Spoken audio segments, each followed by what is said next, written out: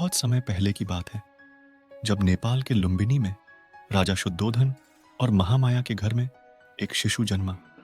उसे सिद्धार्थ कहा गया और यही सिद्धार्थ बाद में बुद्ध बनेंगे। सिद्धार्थ के पास सब कुछ था, सुख, समृद्धि और एक सुंदर जीवन। लेकिन उसने एक दिन महात्मा के रूप में सत्य की खोज में निकलने का निर्णय किया। एक रात सिद्धार्थ ने अपने राजमहल छोड़कर संयम और साधना की तलाश में निकला। उसने अपनी सुविधाओं को छोड़ दिया ताकि वह सच्चे जीवन की खोज में संलग्न हो सके। सिद्धार्थ ने अनगिनत सालों तक वन्य जीवन बिताया, तपस्या की और आत्मा की अद्वितीयता की खोज में रहा। वह बहुत से आचार्यों से शिक्षा प्राप्त करता रहा और अपनी आत्मा को पहचानने का प्रयास करता रहा। एक दिन बहुत भूखा और दुखी सिद्धार्थ एक पीपल के वृक्ष के नीचे बैठा था, जिसे बाद में बोधि वृक्ष कहा गया।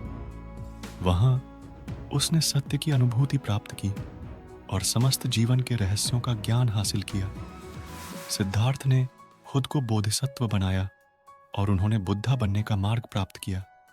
उनका उद्दीपन सभी क्षेत्रों में गहरा प्रभाव डाला और उन्होंने जीवन की सबसे महत्वपूर्ण सीखें सिखाई, दुख से मुक्ति का मार्ग और दया का मार्ग।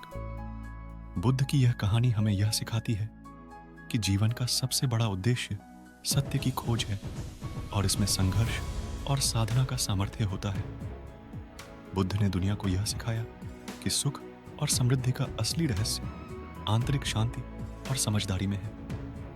उन्होंने आत्मा के महत्व को बताया और यह सिद्ध किया कि दुख का समाप्त हमारे आत्मा की मुक्ति में है।